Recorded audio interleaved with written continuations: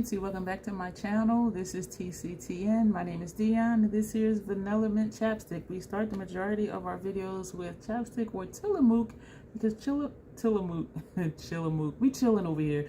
Tillamook was gifted to me and I do really enjoy that, as well as chapstick. What is TCTN? TCTN is the crazy troll nation of YouTube because I stammer over my words. The crazy, just enjoying your channel, knowing it's okay to be your authentic self, whether goofy, serious, funny, loopy, tired, go on rants and tangents, whatever it is, just enjoying doing your videos and enjoying the channels you watch, and enjoying channels you watch even if you don't do videos. The troll part is just saying it out of fun.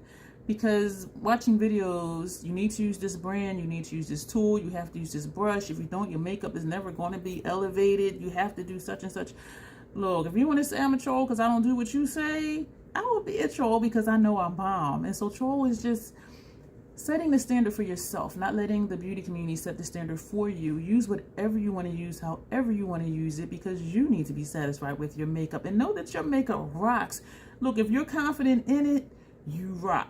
Know that. Don't base your self-perception on somebody else, on the community either. You know what I'm saying? So here at the Crazy Troll Nation, we are about self-acceptance and self-love, embracing our natural features, enhancing them if we want to, when we want to, but never feeling like we have to.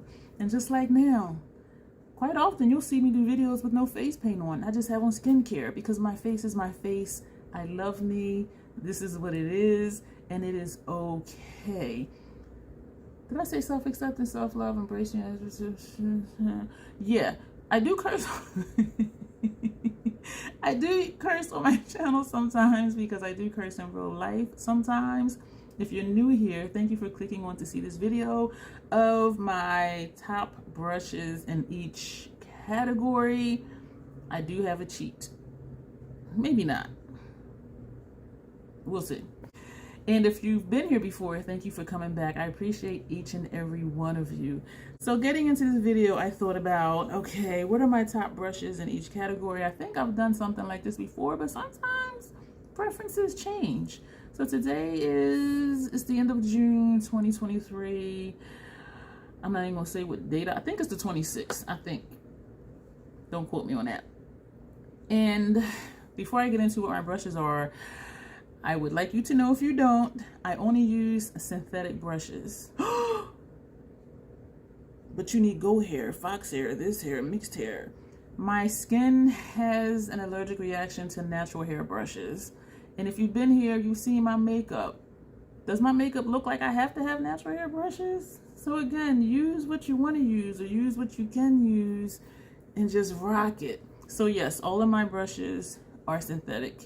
My face does not like natural hair brushes. I have a lot of sensitivities, a lot of Ivities, allergies, just a lot of E's. And so these brushes are my staples, and I find that I do use them more often than other brushes in my collection. When I like a brush, I'll get 3, 4, 5, 6 of them. Which comes in handy. If I'm doing 3 lid shades and I'm doing one look on this eye and one look on this eye, I have 6 of those lid brushes. So I'm not double dipping brushes, this color, that color, wiping it off.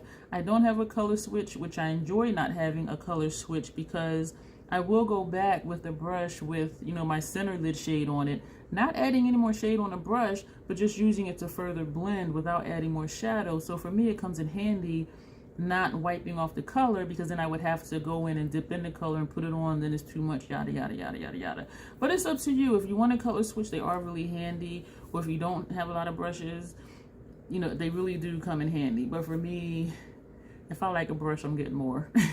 So we're going to start with the face with foundation. I'm going to try to go in some sort of order. There are links below for the Fenty brushes that I'm going to show you.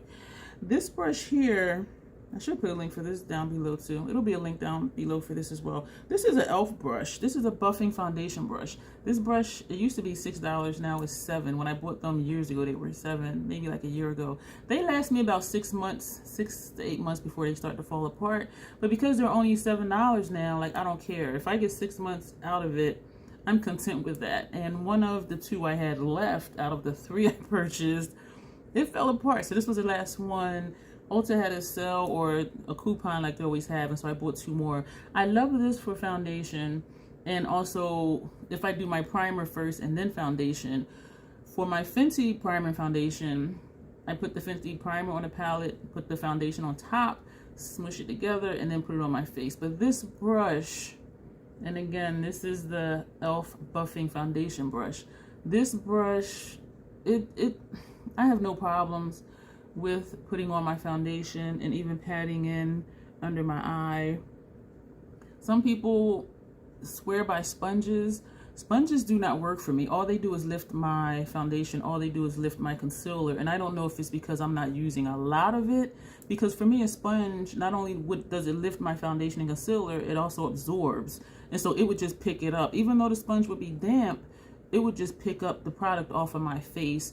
And if you've seen me do videos, you've seen me use brushes, there's no streaks, there's no patchiness. And so I don't know if it's just, if it's the tool, I don't know if it's my technique, I don't know. But brushes work amazing for me for my foundation. If you're a sponge person, I love that you love it. Don't think I'm trying to say not to use it or that it doesn't work, because I know a lot of people swear by sponges. They say even if they put on foundation with a brush, they have to go in with a sponge because it's streaky or patchy, and I'm not sure why. And it may be different skin type, different products, I don't know, but I don't have that issue with streakiness. And I don't put on foundation like this. I stipple it first, like press it in and stipple it, which is kind of like what you would do with a sponge, right? And then I'll go back and lightly buff it. So maybe it's the technique, I don't know. But I love this brush for primer and for foundation. And it is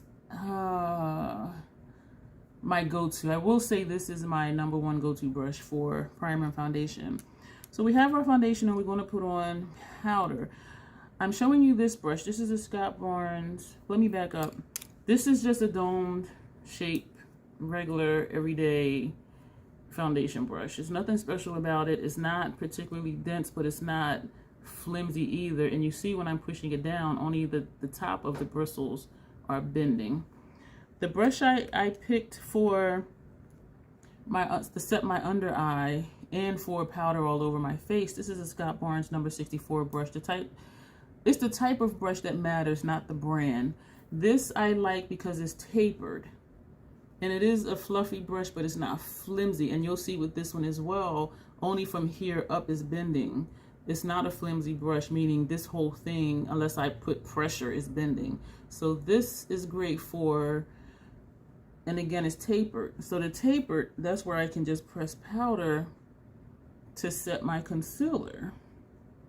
And because it's long enough, if I'm using a loose powder to set my face, I can press it in the powder. And what I'll do is I'll turn it, tap it off, and then I will press and turn the brush as I go. And then once it's everywhere, then I'll go back with the tip of the brush and then just swirl. And if I miss the spot, or if I want more here, I'll dip it back in and, make sure I'm getting in the corners of my nose, which is easy to do because it's tapered. And the same, press the powder onto the forehead.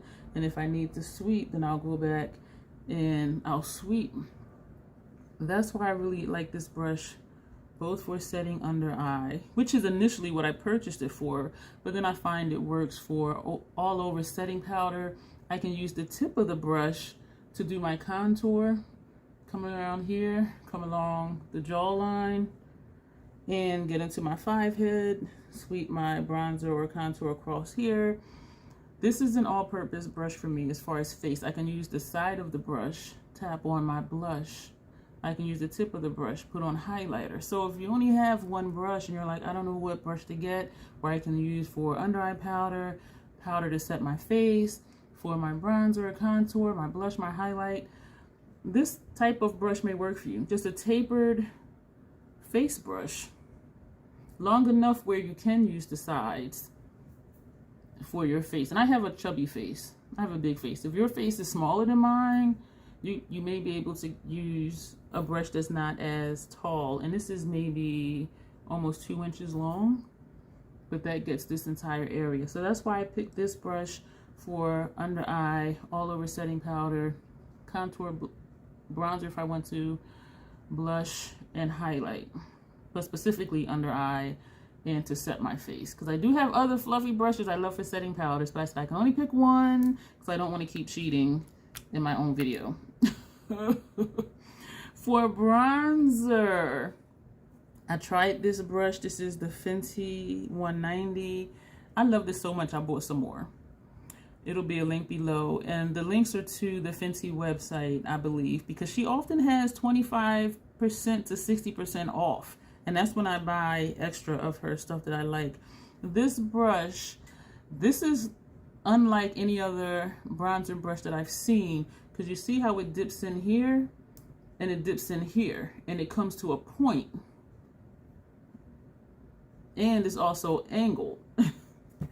And did y'all see that? That's a long handle brush. That's got Barnes brush, and I knocked that handle. You might have seen it flip over and hit me in the face and then fall on the floor. But this brush, I don't even know what alternative to tell you for this one, except maybe like the one that I just showed you, or any general blush brush, because most blush brushes you can just use the top of it if you want to do your contour, you know what I mean? But this I really like because I dip it in the bronzer, I do pointy side down, I start back here, because wherever you place your brush first, that's where you're going to get the most color. So I'll come here because you see my natural hollow right here, you see my natural contour right here, so I'll put the pointy side where the hollow is, and I will just come down and then go back up because I've dipped it on both sides and tapped it off. So I'm bringing it down one side, bring it up the other side. And sometimes it looks harsh. Go back and forth a few times, it blends out perfect. Dip it back in, tap off, pointy side down, put the tip where the hollow is. And again, this is my face shape, so this may or may not work for you. And so you adjust your technique to your face shape and also how big of a brush you want to use. And from looking at Rihanna on TV videos and stuff, like her face looks a lot smaller than mine. So I'm like, she created this big ass brush for that? But it works. And also I use the tip of it and bring my bronzer, which I sometimes use interchangeably as contour, and I'll bring it down here around my ear, and again using the tip of it, put it here as a contour. And because it's pointy, the shadow or the powder is not going everywhere. It goes exactly where I put it. And I'll take a little more, tap up here, still using the point, and then I'll go back and blend it. I love this brush for that. I don't contour my nose ever.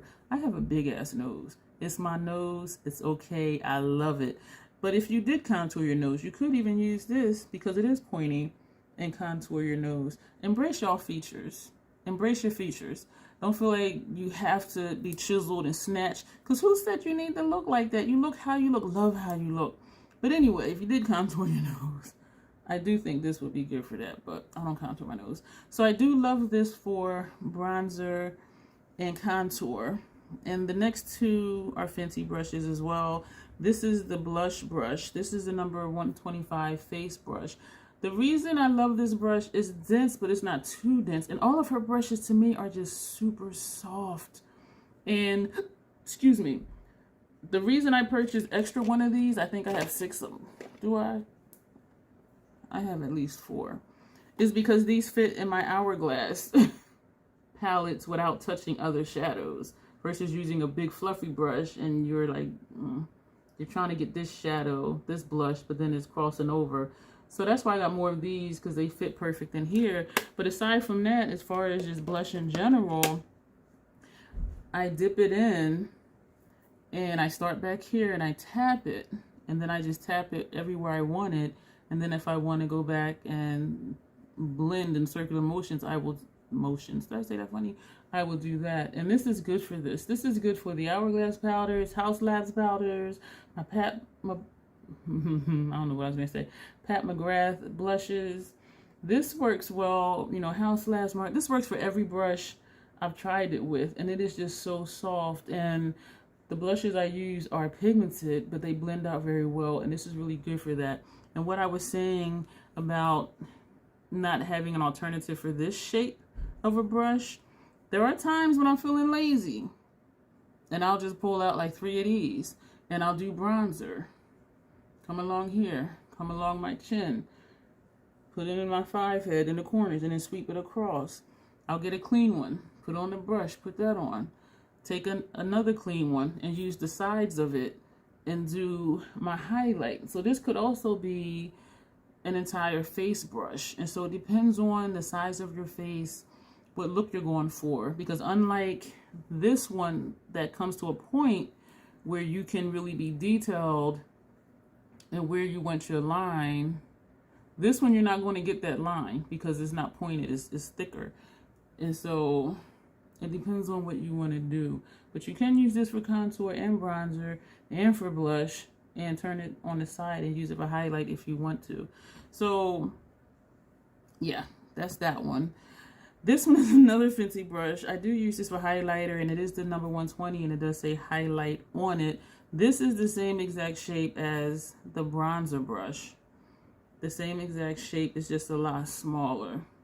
Same exact shape. It's tapered here, it's tapered here, it's a sharp edge up top, and it's angled. Same exact brush, is just smaller. This, I was like, this is gimmicky. Like, what the heck? Yo, first time I used this, that's when I'm getting some more, and I have 1, 2, 3, 4. I have 4 of these, which means I probably have 4 of these as well, and I do, yeah, and 4 of these. Yeah, there's a link below. Wait for a sale, though. Use my link, but wait for a sale. So I'll do like I do with the bronzer. Swipe it, tap it off, pointy side down, and I'll usually start here, and then I'll just sweep it, and it's just like, ooh. But then I have to go through and blend it because it does, wherever you put it, that's that line. So then I'll, you know, do small circular motions, or I'll just pull it down a little bit. Or if it's a really bright highlighter, I'll go back with the blush brush and just tap across where the 2 shades meet. But this is wonderful for highlighter. Tap in, tap off, and then pointy side down and just sweep it. It is just perfect. And I'm just like, how is this so perfect for that? So that's my go-to highlighter brush. The next brush I'm going to show you, I use this for under eye setting powder. If I'm using a different setting powder than the one that I'm using for my face. And this is a Scalp Orange, and it says Travel Highlighter Brush. And it is somewhat flimsy, very soft though. And even though it says highlighter, and I do use it for highlighter sometimes, but it depends on my mood. Usually though, this is my go-to. This one I like for setting my under eye because it just fits right there. Even though the one I dropped, I have another one over here. Even though this is for under eye too, but this is also for setting the entire face. But this is a highlighter brush, but I use it to set under eye because it's small and it fits right here. And I can pat the powder, I can sweep the powder, I can go back and forth with the powder. Yeah, so I think that's the only thing I use this for. Once in a while I will use it for highlighter, but usually I just use this one for under eye because it is small and it fits there. Versus this one, even though it's tapered and it fits, it's still big. So if you, I did not poke myself in the eye, I almost did. So how wide this is, look how this one is. It's just here. It's not this entire area. You see what I'm saying? Unless you want it to be. But even if I put it sideways, you can see the difference in the size of the brush. So this for me is great. So just a thin type brush. It's not, it's thin, not really tapered, but it just fits for me under my eye. And again, it is good for highlight, to sweep it back and forth. I don't like fan brushes for highlight because then the bristles just seem to go every which way.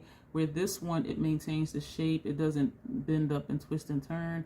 Or highlight, put it on this way instead of sweeping it. Or if you want to do like a graphic highlight, if you do just want to do a straight and you're done. So that's what I like this brush for under eye. Once in a while highlight if I'm being lazy and don't want to pull out another brush. Now we're going to move to the eyes. You've seen me use this 1,000 times if you've been here. This is a Sephora Pro Stippling Concealer Brush, and it's the number 52. I'm not sure if they make it anymore, because since this brush, the silver ferrule, now they're black ferrules, and so it's a different brush. But I like this one because it's angled, and I use this one to smooth out my primer. I put on my eye primer. I don't like using my hands for makeup, so I'll put on my eye primer and then I'll smooth it out with this. And that's what I use this brush for, and it's the only thing I use this brush for. And when it's drying and I see her to do another look, I'm looking and I'm like, oh, there it is in the kitchen, it's still wet, damn it. So then I use another brush. But this is my all-time go-to brush to smooth out my eye primer.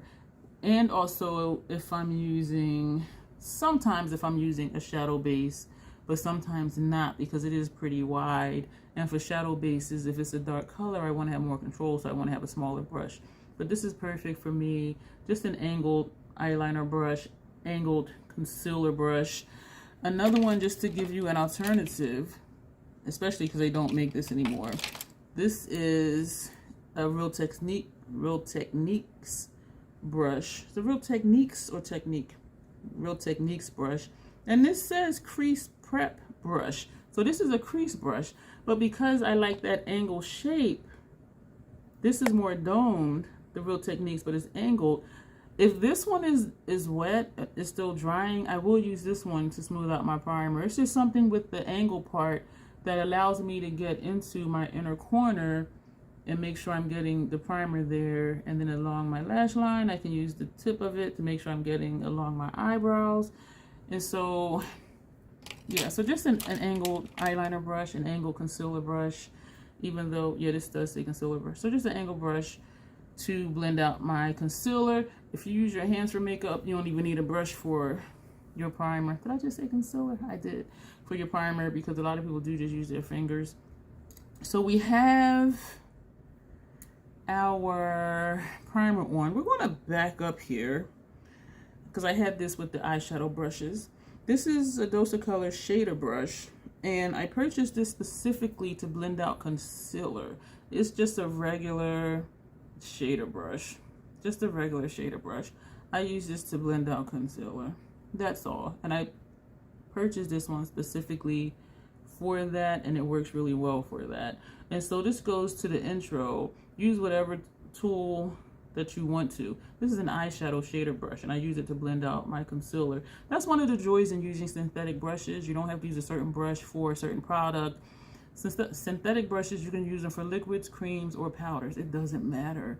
And so even though this is an eyeshadow brush, eyeshadows are usually powders, the concealer is not, and it blends it out really nicely. So this is my go-to brush for blending out concealer.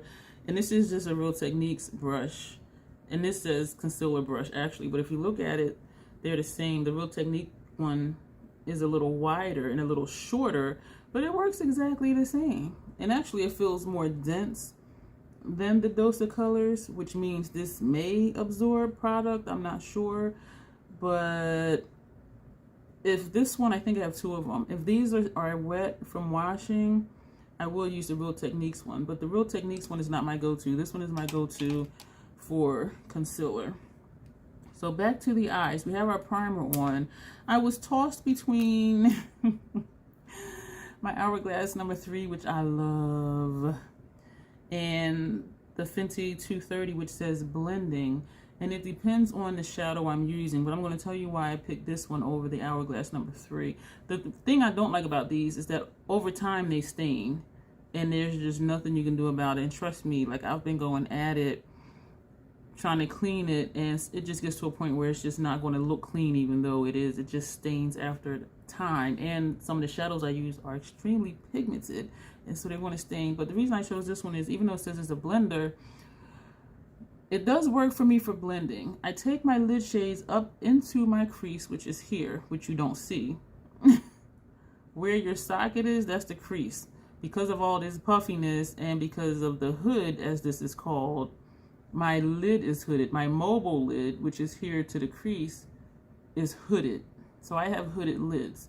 So for me, I take my lid shades up to my transition area so that when I look up, you can still see the lid shade. Otherwise, you wouldn't see it.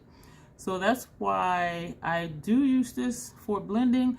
But let's put the shadow on our lid first. I will use this, and I like that it's long. It is longer than the Hourglass brush.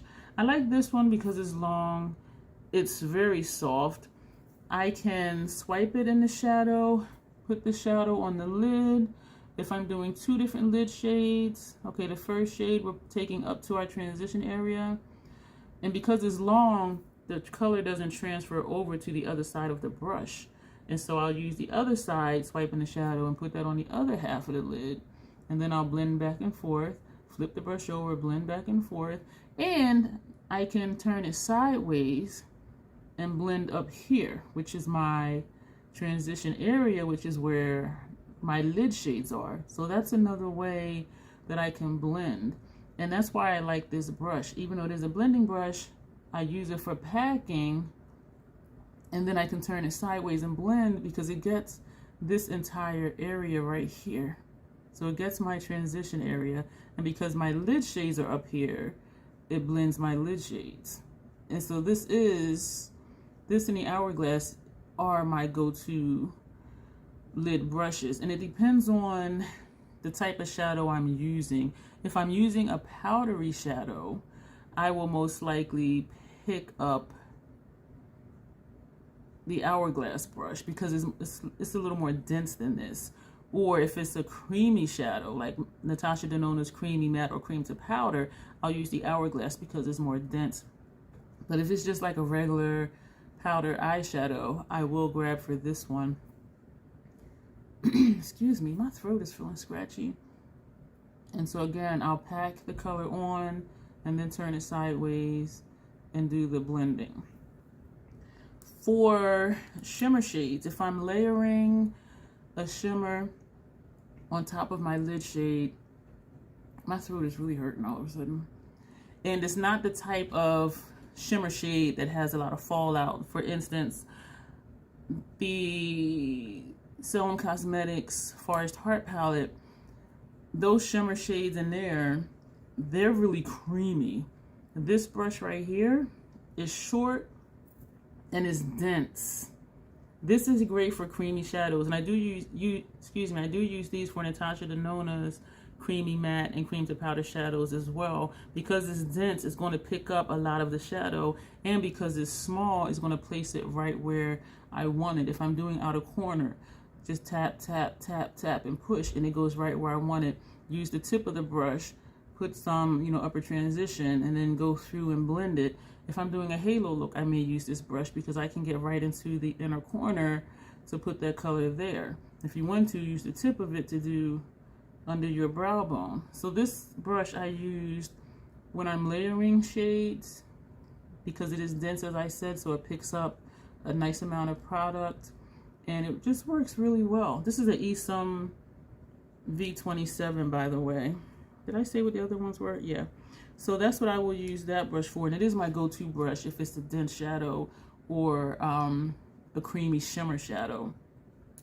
What I will use for blending, this is a Scott Barnes number 62. It's a tapered brush. It's shaped just like this brush. And I like this one for blending. And I will tell you why. I don't do the YouTubers thing. I don't do crease shade and then transition shade and all of that because I take my lid shades up to my transition. I just need something up here. Well, I don't need it, but I want something up here. And because this is tapered, it allows me to tap into the shadow, tap it off, and with the tip of the brush, I can get the shadow exactly where I want it. And once I have it where I want it, I may flatten the brush out to blend it out. So no longer using the tip of the brush, we're using the sides of the brush just to take it back and forth to blend out that shadow. And so this is great for me for precise placement and then for blending. So just put more pressure on it and it'll bend the bristles and blend out the shadow. Also, because it's tapered, you can do your brow bone. Because it's tapered, you can do your tear duct area. Because it's tapered, you can lightly do under your lower lash line. So this is, I would say, my #1 go-to blending brush, which is more so putting shadow in my upper transition area up here. But this is a very nice brush. So just not, it doesn't have to be this brush, but just a tapered blending brush. And if you did do, you know, your crease shade, because it's tapered, this is the crease where your socket is. This will fit in here, and it will blend at the same time because the crease part goes into, not the crease part, the tapered part goes into your socket, which means the shadow that's around here, as you're doing this with the tip of it in your crease, the shadow that's around this part of the bristles, it's automatically going to blend out your crease shade for you. And so if you did do your crease color versus me just taking lid all the way up to my transition area, this will blend out, it will place and blend your crease shadow at the same time. So just a tapered eyeshadow brush. Upper lash line, just a thin pencil brush. This one is an E.L.F T03. I have 2 of them, and they're both shaped different, and it annoys me because when I buy multiple brushes, they all look the same, right? But these don't. These are both the same brush, T03. One is longer and fatter. This one is longer and thicker than this one, and it annoys me because I prefer the thinner one because I'm doing my upper lash line. And for me, looking at my lids right now, you only see like a sliver of my lid. So if I make my upper lash line color too thick, all you're going to see is that liner. You're not going to see any lid color at all, except maybe just like a little bit right here and maybe a little bit over here. But as far as this right here, all you're going to see is my liner color. So this annoys me that it's thicker because it's hard to get a thin line with it. But this type of brush is my go-to. I use gel liners. I also use liquid liners, but then they come with their own, you know, tip to it. But if I'm using a gel liner, this is my go-to. Dip it in the pot, and I try to use the point because when I use the side, that's when it gets thicker. And so I try to use the point and just stay as close to my lash line as possible and go back into it, use the tip, bring the wing out, bring the wing back in, fill it in. So that's what I use this brush for. And I like that it's long because then I can get into the inner corner. I did have some flat edge liner brushes, and I did give most of them away to someone who does graphic liner looks a lot, and so I was happy to give them a happy home. The ones that have a flat edge, this one it does have a little slope to it, but the ones that are short like this, it's hard for me to get into my inner corner because even looking down here now, I can't see where the brush is to get in there. And so that's why I don't like those types of brushes for my upper lash line. I like this type of brush because I can still see my upper lash line, or an angled liner brush, which I'm having trouble finding one really quickly, which is unusual. Here goes one. This is rough.